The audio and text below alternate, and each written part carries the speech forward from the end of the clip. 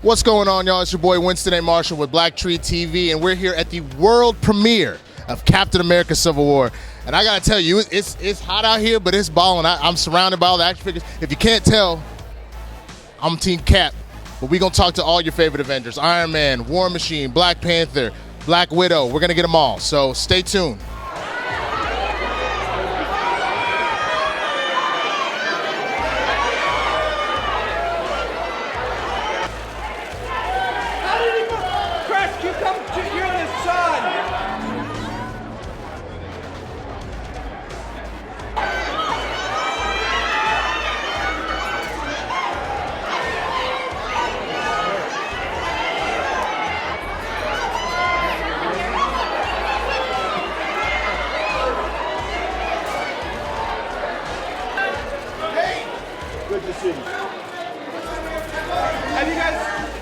Quick, I know another movie with War Machine in it. Is there anything special we can expect out of this film at all from it? I don't know, because I haven't seen it yet. So I just, after the trailer, I just hope I live.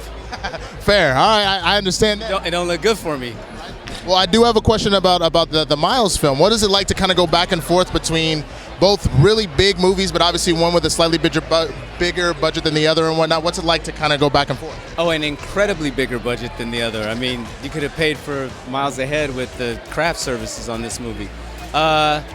It's just kind of what we do. I mean, we're used to doing that, you know? You do little ones, you do big ones, you just try to mix it up. For me, I'm interested in playing a lot of different characters in a lot of different capacities, so it's fun to be able to move back and forth, but it is a little schizophrenic at times. No, I can totally understand that. Well, thank you so much for your time, sir. Appreciate it.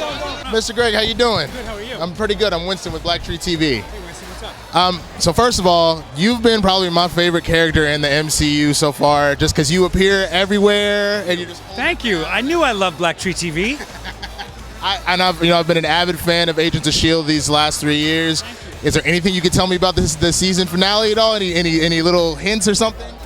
You know, we've read a lot of episodes at this point. This would be the 65th, 6th, the last ones. The last two, the 2-hour season finale, you could have heard a pin drop. I've never seen it, just a speechless room. It's going down this year. That's all I need to know. And you've got the Inhumans throughout the season and whatnot. Is there any sort of lead up to I know the movie's a ways out. Is there any sort of lead up to it at all? I don't know how they connect. What's really been cool is there's things in the Marvel Universe that happen on our show, and in some ways it's a different part of the same universe. I don't know how they'll do the Inhumans movie. I just love what they're doing with the Inhumans on our show, and our own version of Civil War, where some people really want to register and confine Inhumans, and other people feel like they're people too, and they need rights.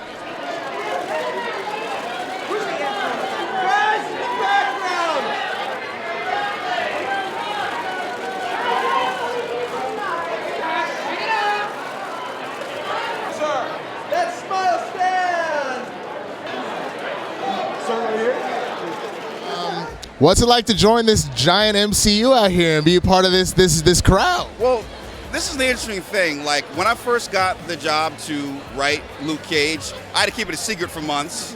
I haven't been able to talk about it. This is really the first time in front of a microphone I've even said the words Luke Cage. So this is a coming out party. It is, because it's on the internet now. I mean, our code name was Tiara. Like, we couldn't even talk about it. So to even be able to say Luke Cage, Misty Knight, September 30th, Netflix, exclusively, is a dream come true. I'm ready. That teaser was great. At the end of Daredevil season 2, it was amazing. And I have a question: were you really a part of any of the Jessica Jones stuff with Luke at all, or was that kind of its own separate entity? Or it's all one family. I mean, the thing is, it's like I know Melissa the same way I know Doug and Marco. I knew Stephen tonight and know Stephen tonight.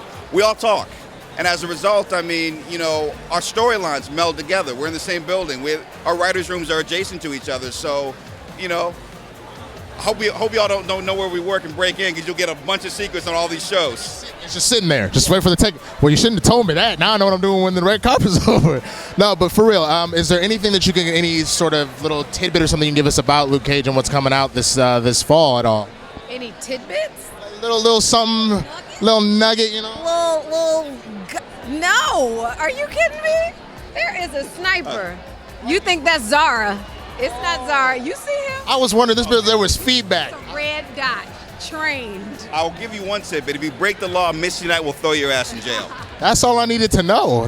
So what was the training like for the actual show and whatnot? You know, I have this amazing trainer who kicked my butt every day. And then, of course, her name is Janelle Stevens, Prowess PT Fitness. But there was also just gun training, and it was a lot of fun. I mean, but they would literally come to set and be like, okay, so you're going to shoot this guy and then disarm him and kick somebody in the face. And I'm like, okay, we're going to do this today.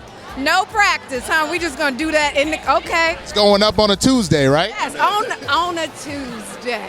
Well, you know, one thing, you know, when you look at Luke Cage as a character throughout the history of the Marvel Universe, he basically had a 70s blaxploitation vibe. I mean, he was influenced by Shaft. He was like Shaft with superpowers. Yeah, with us, it's basically a mid-90s hip-hop vibe.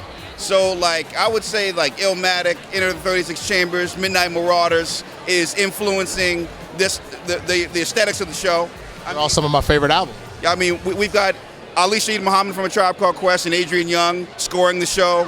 I mean, we come with it. I'm glad to hear that. Last question, real quick.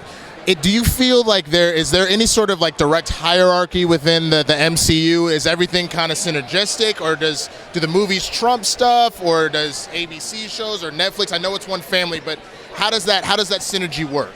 I mean, it's all one family, but everybody knows Luke Cage is the favorite. Hey, that's all I needed. He just dropped the mic. Good. First of all, I just got to ask. Ant-Man, what's he doing in this movie? What's going on with him? I know you got the inside track. Like, what can we expect from Ant-Man this time? As always, you can expect to laugh, and you can expect some unexpected things from him. He's up against a lot of more powerful people in this movie, but don't count him out. Never underestimate Ant-Man. Okay, awesome. Do you and the Russo brothers and Joss ever get together and talk about this world you've created together? Well, yeah, I mean, it was really crucial when we were editing Ant-Man, the Russos and Markus and McFeely, the writers. I had them come in the cutting room and showed them a bunch of stuff, you know, with Paul playing Ant-Man, just to give them an idea of how he was playing that character and who the character was and the tone and everything. And so there's a lot of back and forth about what they're doing in this movie and what we're doing in the next one in Ant-Man and Wasp, because it all has to link together. And it's really fun, man. It's fun. Like, you know, right now in the office, the Russos are posting, and Scott Derrickson just got back from Doctor Strange, and Ryan Coogler is working on Black Panther, and it's amazing. We all have offices. I love it. I mean, that's got to be the coolest part, that y'all have legitimately formed a giant creative family together. Do you guys have any sort of like traditions as directors and writers that you do that you can share with us? There's no secret Marvel handshake that I'm aware of. They may have one and have left me out of it. I don't know. But it's just fun because, you know, everybody has their own specific idea of the tone and the feel of their movie, but it manages to fit together in an amazing way. And particularly now, because the Russos are starting Infinity War soon, and our movie has to sort of dovetail with that. So it's very complicated, but really fun. Yeah. So what's it like to transition from Jessica Jones into your own full-on blown show, man? You know, it was actually easier than people thought, because I had only 3 weeks off. It wasn't like I had a lot of time off. And everybody who worked on Jessica Jones's show, all the director of photography, the producers, the sound people, the hair and makeup, it's the same crew. So I just went back to work with the same crew, and some different actors came aboard. I'm playing a different character, and I'm doing more days, and I'm having more to say. That's kinda, you know, it's kind of kept going, you know? Well, is there any, I know they already warned me that you can't give anything away because they're Marvel snipers everywhere. Exactly. See, the clip. I'm bulletproof. See, they don't know that, though. Well, see, give me something. Give me a little nugget, man. What can we? That teaser was cooked. That was dope. I know, and they only gave you a little snit. I'll put it this way: that teaser that they gave you, they actually cut out 90% of that scene. So what you saw was like the end of something that was a lot bigger than that. So you're going, wow, that's a little nugget. Yeah. That's all I needed. What can take out Luke, man? I mean, the unbreakable skin, the strength. Like, what can stop him? It's the ladies, man. The ladies. You got to watch out for the ladies. That's what it is. He's got a soft spot for the ladies. You know, as you know from Jessica, he's a widower. You know, he's hurt, and he's kind of trying to find his way around and trying to put his life back together. So he's a little bit susceptible to the young ladies. That's what he's got to watch out for. Okay, Agents of S.H.I.E.L.D. is killing it right now. Man, all season I've been watching you just tear things up. We got to get introduced to your brother, which was pretty cool. Yeah. What can we expect with the end of the season, man? Chaos. I'm going to tell you. You know, Civil War is, it's dividing the teams, obviously. And you're going to see that happen with our team. I can't give away too much, but it's going to filter down to us with the Inhumans and the humans and who can you trust. That kind of thing, yeah. So does Mac eventually become an Inhuman? Do we get to see any powers? I can't say anything. Okay, if you could have a power, what would you want, man? Oh. All right, let me tell you this. One time I was answering this with one of my, co-stars, whatever. And he goes, no, first I said strength and speed. Then they put the mic on him and he goes, the power to heal. It made me look like a punk. So I'm going to say the power to heal. Because, I mean, that's not bad, but what if you want to you're like, oh, I want to go visit my homies in Tokyo. Let me just teleport real quick. You don't want flight or teleportation or nothing? Honestly, I would say speed would be incredible. Oh, yeah, speed. Yeah. It'd be amazing, right? Yeah. Because then you could play every sport. You just be running past everybody. Yeah. Save people and make money. All right, that's it here at the Captain America Civil War world premiere. Man, we talked with Don Cheadle. We talked with multiple stars from Agents of S.H.I.E.L.D. We talked to the star of Luke Cage. I mean, it was on and popping, y'all. So I'm going to get out of here. I'm going to go check out the movie because, I got to see my boy Black Panther come in here and kick some ass. So thank you so much. Check out the rest of the interviews later. Ladies and gentlemen, good evening and welcome to the main event. This is the world premiere of Marvel's Captain America Civil War. Tonight here at the Dolby Theater in Hollywood, California, USA, we are about to witness an epic event, an epic adventure. So ladies and gentlemen, let me ask you, are you ready for the thousands in attendance and the millions of Marvel fans around the world who wish they could be here?